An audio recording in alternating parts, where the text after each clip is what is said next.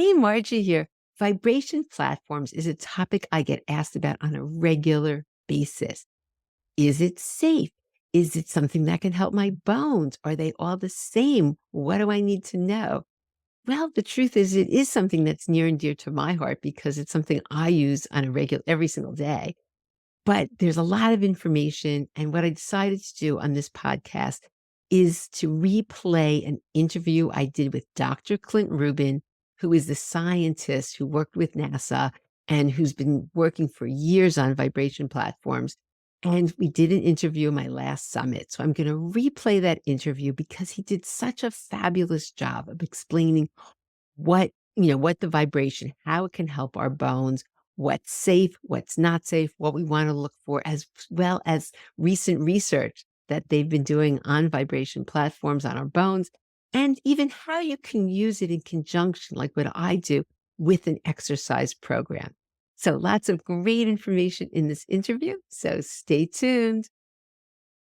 Today, we're going to be discussing low intensity vibration and updates on the research with low intensity vibration and how this can help our bones. And I'm very excited about today's speaker, Dr. Clint Rubin. And Dr. Rubin is a SUNY Distinguished Professor of Biomedical Engineering and Director of the Center for Biotechnology at Stony Brook University in Stony Brook, New York. Dr. Rubin's research is targeted towards bones and how to use mechanical stimuli to establish non-drug treatment strategies for osteoporosis and diabetes. Dr. Rubin holds 30 patents in areas of wound repair, stem cell regeneration, and treatment of metabolic disease.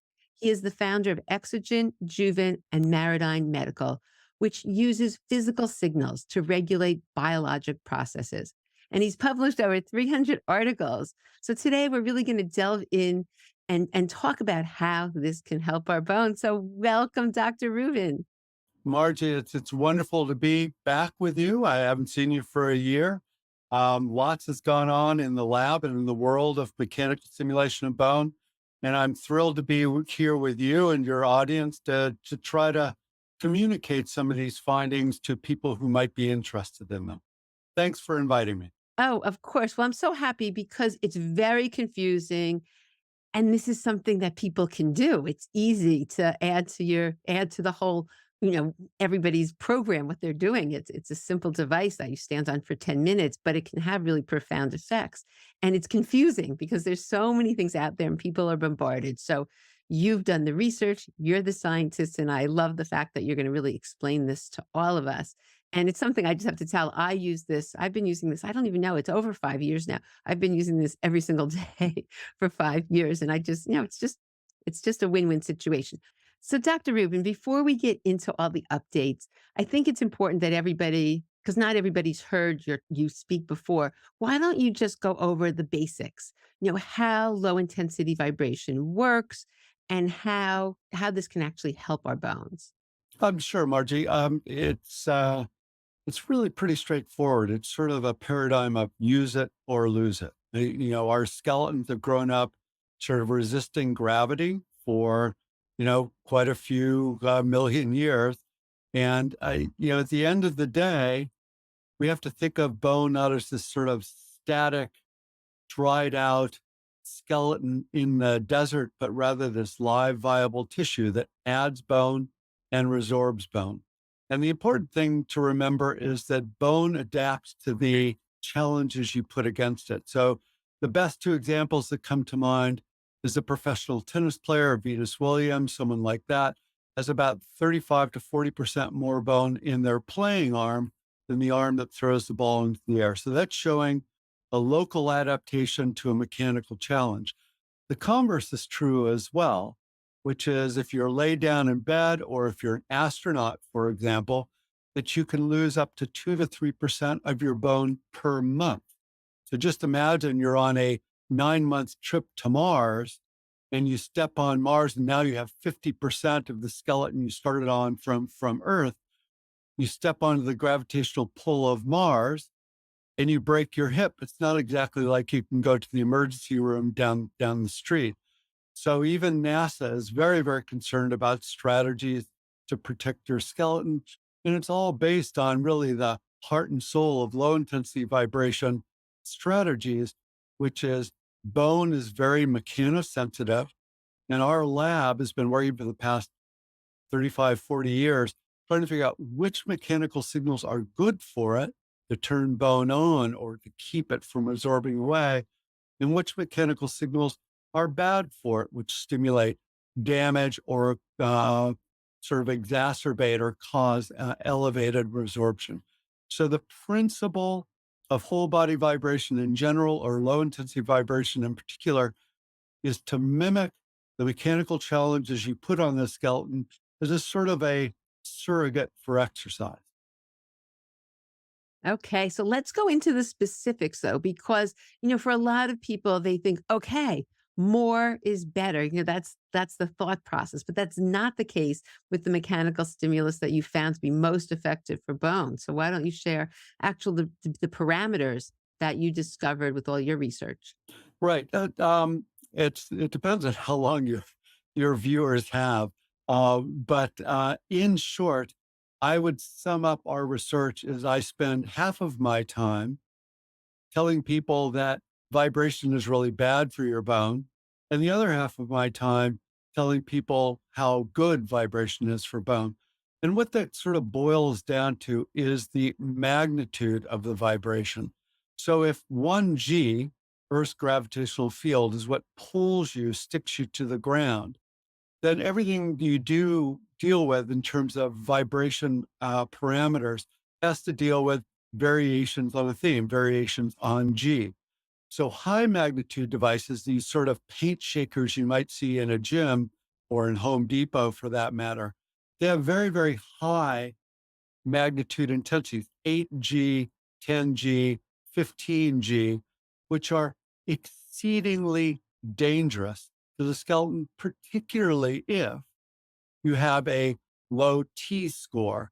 If you have poor bone density, the last thing in the world you would want to do is to stand on a high magnitude device. The other side of that coin is low intensity vibration, which is generally defined as any vibration device that induces a G force below 1G. The device that we use and is used in all of our studies around the world is a Marodyne Live MD, which generates a zero point 0.4 G, 40% of Earth's gravitational field, to the standing skeleton. Why 0.4 G? It's a bit of a long story, but I'll see if I can just throw in another critical parameter, which is the frequency. So we've talked about intensity, how big the stimulus is, and then how often it's induced against the skeleton. That's frequency, known in the mechanics world as hertz, or cycles per second. We use a frequency of 30 hertz, 30 cycles per second. Why that? So it turns out that your muscle, which is really a really inefficient motor, when you pick up your coffee cup or it's Friday night, you're picking up a glass of wine or a beer, your muscle basically vibrates. And it vibrates in this range of 20 to 50 cycles per second. It's a very inefficient motor. So it's essentially shaking. So if you pick up your coffee cup and come to drink it, what's happening is your biceps are inducing this very low intensity, very high frequency mechanical challenge to your skeleton. So you can either decide, going back to Venus Williams, that her bone is more robust on her playing arm than her non-playing arm because she whacks the ball so hard, or because when the muscle pulls, it's inducing this high frequency, low intensity vibration against the bone. And what we've found is that the high frequency, low intensity oscillation to the muscle, that the bone cells called osteoblasts, these cells that produce bone, are much more sensitive to these higher frequency domains than they are to the really big challenges that occur very seldomly. So again, it's more how many cycles it gets than how big the cycle is you challenge it with.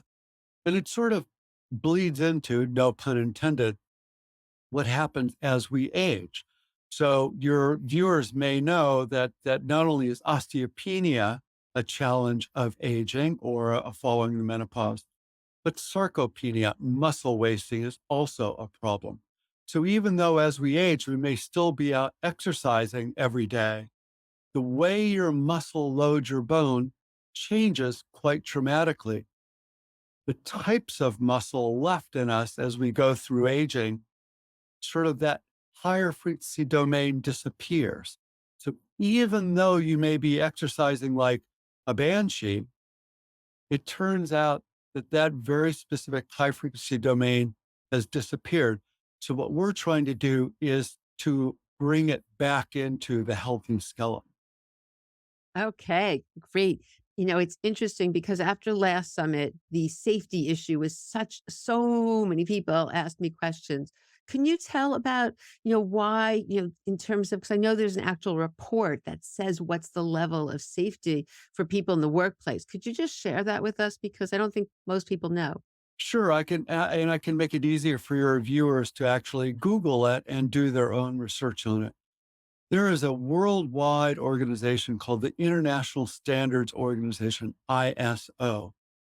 And what they do is they look at any sort of risk factor, typically in the workplace, that may cause damage to an employee, whether it's radiation or too much light or loud sound, and also vibration, because high magnitude vibration causes serious back pain in long-term truck drivers or helicopter pilots.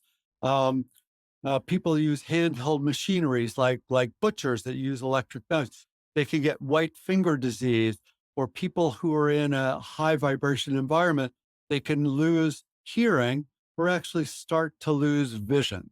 And so what ISO has done, and your viewers can look it under ISO 2631, is a worldwide advisory for human thresholds to exposure to vibration.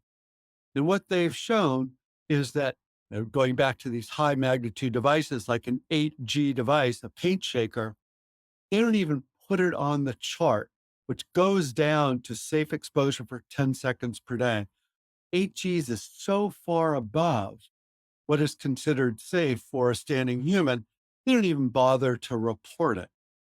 In our case, with the Marodyne Live MD, that signal of 30 hertz, 30 cycles per second, zero point 0.4 G, the intensity, is considered by ISO 2631 to be safe for 4 to 8 hours per day, which is considering that all of our clinical trials roam around 10 minutes per day total. We're obviously quite safe. So, and I will also say, just in case I forget later on, that of all the clinical trials we've done, from kids with cerebral palsy or Duchenne's muscular dystrophy up to the frail elderly or postmenopausal women, we have never had a serious adverse event to report to our data safety monitoring boards. So we're very proud of that.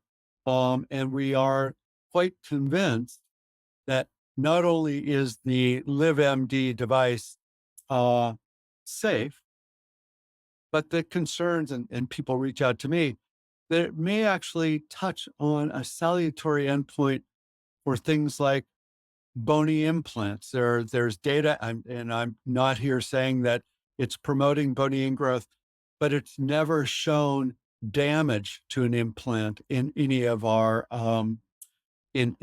studies. And you asked at the beginning about new studies that have come out over the course of the year. There are things where people are now looking at accelerated fracture healing or augmented fracture healing with low intensity vibration. They're looking at promotion of bony ingrowth into implants with low intensity vibration. So once you have this mechanical signal, non-pharmacologic signal, that is osteoblastogenic or anabolic to bone, it's producing bone, there are lots of potential benefits to it, not only in terms of preventing osteoporosis, but accelerating recovery from injury. So I want to go into some of the research, but before that, I think it's important because I've always found this concept so interesting about the mesenchymal stem cells and how they have an option to be fat or bone cells. So why don't you just share that? Because I Ah, think that that's easy for people to conceptualize. how you're brave to bring this up because now I'm really going to get Oh, no, so just in mention it okay. real briefly, like 1 or 2 minutes max. So people in the bone world are convinced that the target cell to build up bone is the osteoblast, right? That's the bone producing cell. No doubt about it. But where do these bone producing cells come from? They come from an adult progenitor stem cell called a mesenchymal stem cell, which of all things hides out in your bone marrow, along with hematopoietic stem cells that become T and B cells and macrophages. But if you just stick with me for a second, in your marrow are these osteoblast progenitors, these things that become bone cells. Turns out that mechanical signals help drive these mesenchymal stem cells towards an osteoblastic lineage, towards producing bone. It turns out that mesenchymal stem cells, because they could multipotent, they can become lots of different things. They can become muscle cells, ligament, cartilage, bone, and fat cells. And because there's a finite number of them in your bone marrow, that as you stimulate your MSCs, your mesenchymal stem cells, to become bone, what they don't become is fat. So they're producing osteoblasts, bone producing cells, and they're not producing adipocytes, fat cells. So we've done studies on mice and rats, feeding them McDonald's like diets for rodents, very, very high fat diet. And rather than becoming obese when we buzz them, they actually build up their bone and remain lean. So, and sort of putting it in the context of postmenopausal women or the elderly, what happens with your bone marrow as you age is the MSC population density decreases. So that's another reason you might have to exercise more to get the same endpoint out. But of all things, MSCs love and adore high frequency, low magnitude vibration. It really drives them towards bone cells. Okay, thank you so much. All right. So, Dr. Rubin, now we're ready because I'm really excited about new research because things have come out in this past year and everybody's so interested what's going on. So please share with us, what's happened and where we're at. So thanks for asking. When you reminded me that we were speaking this morning and that you wanted me to touch on new research, what I did is I dug along the piles of my desk, and luckily your viewers can't see the mess, the chaos that is my desk. And I just started pulling out papers that have come out just this last year that are really, really important to the field of mechanical stimulation of bone. And let me start with one that goes back to this issue of safety and efficacy, right? In the medical world, we first want to do no harm, right? And so what this is from a group from Brazil run by Oliveira that came out last month in Osteoporosis International. So well, actually, it came out in January 2023. So it just came out this year. And here's the paper. You can see that I've underlined in orange here and there. But what this meta-analysis does is it looks at the entire history of whole body vibration scientific publications in clinical outcomes. And it decides, was this study well run? What are the outcomes? Are they important? And they put this in this big primordial soup and they pull out, what do readers conclude from all these studies put together? So this meta-analysis literally says, and I won't read the last 3 sentences, but it says the only compelling evidence for the treatment of osteoporosis is with high frequency, low magnitude vibration. And they point out that you have to use it to be effective, just like a drug. You have to take the pill in order for it to be effective. Vibration, you have to stand on it essentially every day in order for it to be effective. But it says there's compelling evidence. It says in postmenopausal women that low intensity vibration is the way to go. But they also go one step further and they say, well, I got news for everyone. High magnitude vibration is The upside of it is no better than low magnitude vibration, but brings along with it great risk. So if you're considering this as a pathway, either independent of drugs or in tandem with drugs, just remember, first, do no harm. So be very wary of high magnitude devices, but that low intensity vibration, the scientific literature is really saying, hey, there's something there.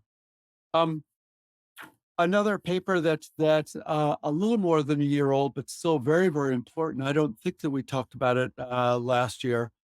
Is a study using low intensity vibration, so 0.4 G, 30 hertz. This is from a group at UPenn, University of Pennsylvania in Philadelphia, run by a colleague of mine, Shamith Rajapaksa. Is a great scientist. He's a radiologist. He's an expert in MR and DEXA and CT scans. And he was able to show that not only does low intensity vibration protect the skeleton from the ravages of the postmenopausal environment. So the postmenopausal group was losing bone quantity because of the elaborate diagnostics that he uses. He was also able to show that low intensity vibration not only protects quantity, it builds quality. So your trabeculae, which are all connected together, and as we grow older, they tend to resorb away and break up trabeculae.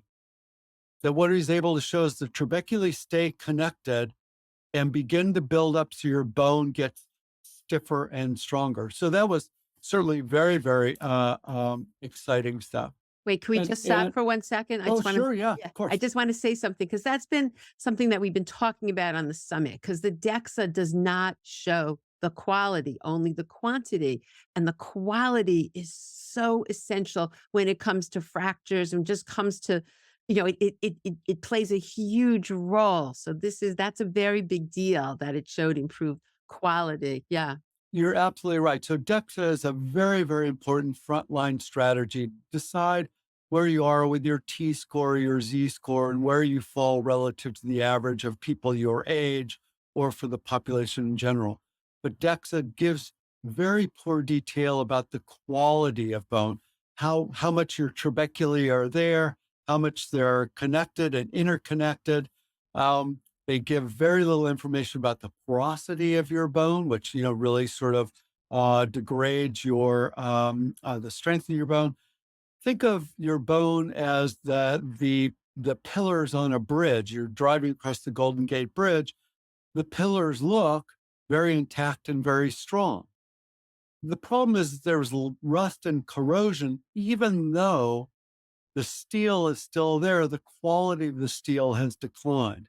So you need a test like an MRI or a CT scan that looks at the quality of the pillars that hold you up. And so what the UPenn group is able to show is not only does LIV protect the bone quantity, like a measure of DEXA, but the bone quality. Are you building up bone and are you keeping the strength and the quality and the stiffness of bone intact? So absolutely critical to keep in mind. You could take it one step further and think of all of the data out there on drug trials. And again, let me emphasize, DEXA is very, very important, but DEXA is giving you only an indication of your bone quantity, not quite as strong an indication of bone quality. And yet all these drugs are approved by the FDA based only on quantity. Again, very, very important. But, the bone world does need to really embrace the importance of quality of bone as well. Okay, thank you. So keep going. I just wanted to mention to people because when you said it improves the quality, that's just so fabulous. And we have talked about the TBS, the trabecular bone scoring some people can get, which is helpful. But let's continue with the research. But I just wanted to say how great that is. And I think that's not something to minimize. Brings me to my favorite paper of the year, which of course could only be ours. Um, so this is a study that came out in the Journal of Bone and Mineral Research Plus, which is a study that took about 12 years to run. We did this in Italy, in Milan, studying a group of kids with Duchenne muscular dystrophy. And as some of your viewers may know, this is a really tragic genetic disorder where dystrophin, this molecule in your muscle, which really keeps it intact and together, isn't expressed. And so it's usually diagnosed in boys around the age of 4 or 5. And, it usually, the kids really struggle with this around the age of 10. They're no longer ambulatory. They're confined to a wheelchair. Going back to our astronaut challenge, now only being in a wheelchair, their bones waste away, that they're high incidence of fracture. There's a study from Britain that shows that these kids can be 2 to 3 times higher in terms of risk of fracture than normal healthy kids. And so we did this study. It's a prospective placebo-controlled trial with Maria Luisa Bianchi, who is the lead clinician, who sadly passed away a year ago. But neither here nor there. The study shows that the kids standing on the device not only stop the bone loss, they no longer in space or no longer confined to a wheelchair, even though they are not ambulatory. They're not out playing soccer in the playground. But standing on the device not only protected their bone, while the placebo group really lost quite a bit of bone over the course of the year.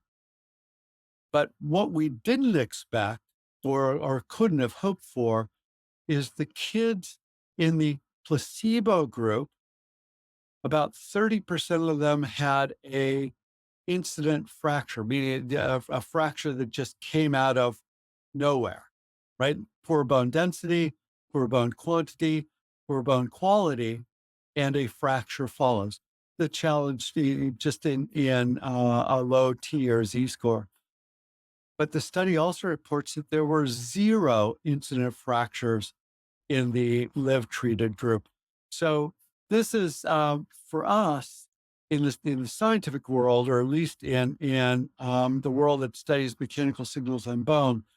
This is telling us that not only does this show promise as a non-drug strategy for people with low T scores who are adult or postmenopausal, but it also has a place as part of a strategy to protect bone in a pediatric population. So this is very, very exciting to us. Let me remind your reviewers that, as you pointed out in the introduction, but just let me reemphasize that I'm a founder of Marodyne and I have an obvious conflict of interest here, but I am trying to bring this out just as raw, undiluted data that people can analyze on their own. But I'm very, very psyched about the data that's coming out. Wow, it's really exciting. Yes, I think that's, Right. Um, I'll touch on one other study, which I think maybe we touched on last year, but now there's the first paper to come out of it. The study we're doing in collaboration with a group in Australia, Belinda Beck. It's called the VibeMore trial, where we're comparing exercise to LIV to exercise plus LIV. Everyone's holding their breath on this, including me. The study just ended. The data are locked and being analyzed now. So if you invite me back next year, I'll be able to report on that. But that's another study. The other studies, Wait, before you go on, yeah, can you sure. just explain the philosophy about that? So that's like people, like me, I use this device every single day and I exercise every day. And a lot of our viewers are saying, I'm a big exerciser, and you explain how this can actually, you're thinking it's possible the mechanism might even enhance what you're Right. doing. Yeah. It's great question. So most of us are silly enough only to exercise once per day. And a lot of us tend to be couch potatoes, and everyone's looking for the magic exercise or mechanical bullet to minimize having to go out and play tennis against Venus Williams, right? You're going to lose and you're going to get tired, and she's not going to do it every day. So how do you exercise every day? That's the principle of the Live platform. The question comes back to, we started our discussion about the parameters of LIV, intensity and frequency. There's also duration and number of times per day. So duration, we find that, if you stand on a device for 5 to 10 minutes per day, that's enough to turn the lights on in your bone cell system to get them to say, oh, I'm not in space and I'm not binge watching on the couch. I'm being challenged. And they actually start, your bone cells within 3 hours actually start to adapt. The way they attach to the matrix changes, their focal adhesion kinases, and the way the membrane attaches to the nucleus changes, the actin cytoskeleton changes. So even in the elderly population, as you stand on this device, it's stimulating a transient adaptation in your cells that unfortunately 24 hours, you go back to being a couch potato bone cell. That's why it's important to exercise every day, to stimulate your bone cells to be responsive and to be more sensitive to its surroundings. But as you point out, how many times per day? It turns out that once the cells adapt and they have these focal adhesion kinases and these actin cytoskeletons more robustly represented in the cell, they're that much more sensitive to mechanical signals. So imagine if you're committed to exercise or committed to LIV, or in your case, committed to both. My advice would be to stand on the device to get your cells to adapt to this sort of hyper aware state. So 3 hours later, when you go out to play tennis against Venus Williams, not only will you be better positioned to compete against her, maybe not, but your cells will be more responsive so that the exercise has a better chance because of this ratcheted up sensitivity of the cell system to be even that much more responsive. So our clinical trials are now designed not out of one single bout per day of 10 minutes, but it's better to go with 2 shorter bouts separated by what's called a refractory period or a rest period. Stimulate your cells, get them to adapt. And then when they're this sort of hyper-tuned state, ratcheted up state, stimulate them again. And they can respond even more. I'll take it to an absurd level. Just to give you an idea of where our lab is going. Remember in the bone marrow, we talked about these mesenchymal stem cells that create bone and muscle and tendon, ligament, and fat. The other cells harboring in there are hematopoietic stem cells, these things that build up your immunity. And your doctor will often tell you, make sure you exercise to keep your immune system robust, right? Well, every cell in your body is sensitive to mechanical signals. Why not hematopoietic stem cells or their progeny, B and T cells? And your T cells and your B cells, as you know, are critical to fighting infections. So what we're doing in the lab now is we're growing up T cells in little petri dishes, and we're buzzing them, and we're showing we can cause them to proliferate. And because the cells, like the mice, do whatever we ask them to do, we can actually put in a number of bouts per day, and the system keeps ratcheting up. So we're doing this as a first stage in a strategy to help with what's called CAR T therapy, where the autologous cell therapy, you need to build up cell numbers before they're put back in a person's body. We think that buzzing is a way to help populate or increase proliferation of cells even outside of the body. Wow, that's so very interesting. And just for everyone, buzzing is just standing on the device. Right. It's standing on the right. Yeah. That's right. You've been around me long enough to know that it's the semantic of buzzing is vibrating cells in a very, very low magnitude. So when they're doing the study then, what are they how many hours before the people exercise are they having them stand on the device, you know? So in the studies that we do, we recommend because the variables are infinite, just like amplitude of devices are infinite or frequencies are infinite. We have our reasons for intensity. We have our reasons for frequency. We have our reasons for duration. And what we find, again, in cell populations, is that it takes about 3 hours Okay. for a cell to sense the signal, stimulate it to adapt, and then start to decline. And that window is 2 to 3 hours. So that if you're studying your device first thing in the morning before your run, it's certainly not going to hurt your run. But if you jump off the device and then go out for your morning run, chances are it will be additive rather than exponential. But if you stand on a device while you're brushing your teeth in the morning, have your coffee, read the paper, and then go out for your run 2 hours later, your cells are much more attuned to their mechanical environment. Oh, that's so helpful because so often I just stand on it at night, watching TV. So I have to switch it up a little bit. That's so good. Right. So it brings up two important things, which is so you're kind enough to stand on your LIV device every day. And let me emphasize that if you don't stand on it, it doesn't work. If you just buy it, thank you, but then shove it under your bed or put it in the back of your closet, it's not going to work.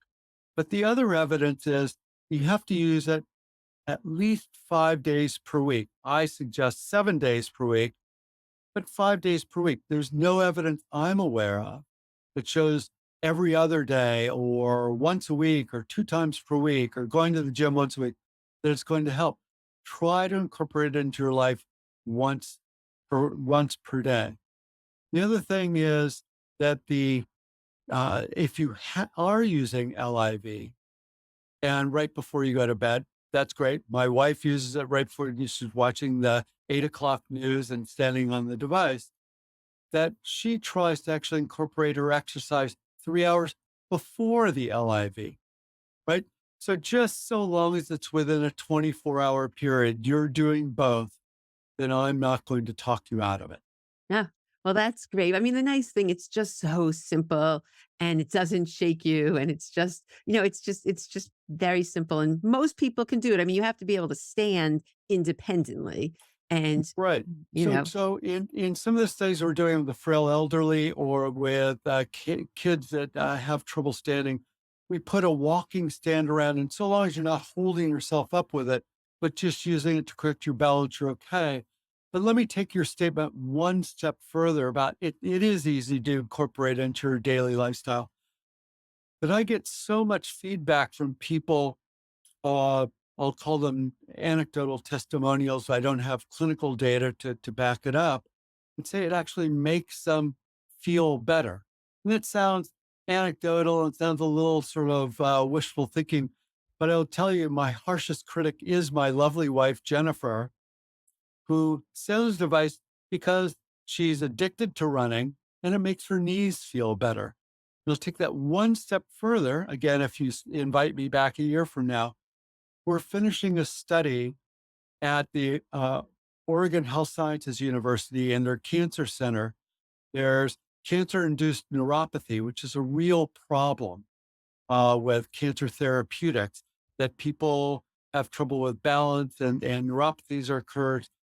We're finishing a study now where patients are standing on an LIV device, and the data are pointing towards a salutary benefit to reduce neuropathies in cancer treated patients. So I don't want to ruin the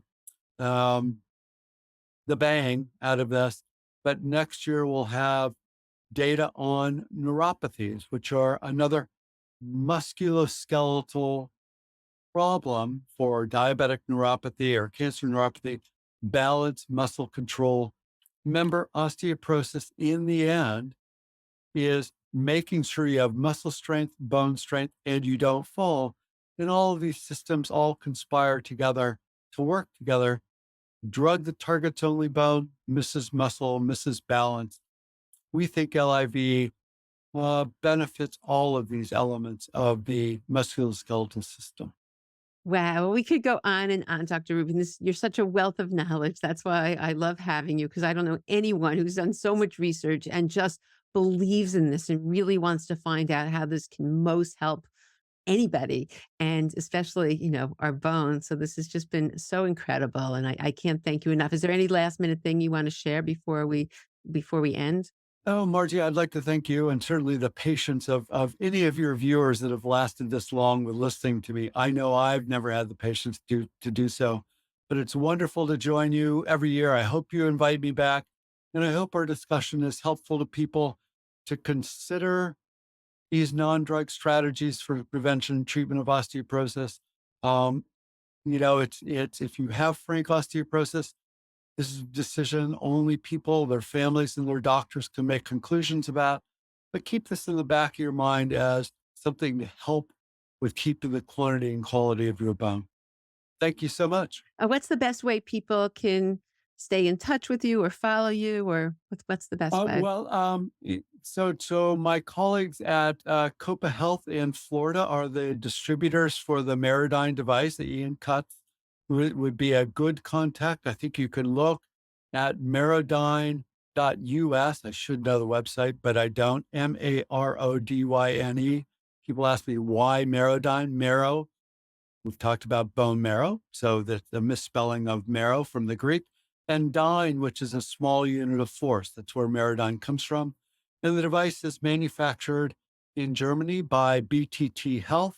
It is distributed worldwide, has CE marks for osteoporosis and class 1 indications by the FDA for the US.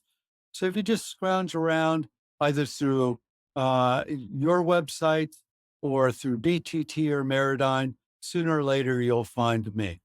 Yeah. And also if you just Google Copa Health, they'll be able in the United States, they'll be able to Absolutely. find, COPA, yeah, right? Or you could look up Stony Brook University, but no one can ever spell it. And sooner or later you'll find me there too. But thank you so much. oh, my pleasure. And thank you everybody for listening. If you value this information, please share with a friend. And I just want everybody to be aware of this because this is something you can add to your arsenal of everything else you're doing in the whole treatment plan and really makes a big difference. So it's certainly, research based. And I just wanted to, share this great information. It's so important that we're up on things and we take care of our bones because as I always say, happy bones create a happy life. I hope you enjoyed my interview with Dr. Rubin as much as I did, and now have a better understanding of vibration platforms and how they can be used in a bone building program. The link to the low intensity vibration platform, the Marodyne that Dr. Rubin talked about, will be in the show notes. And make sure if you're interested, you use coupon code MB, Margie Bissinger, and 200 to receive $200 off the unit.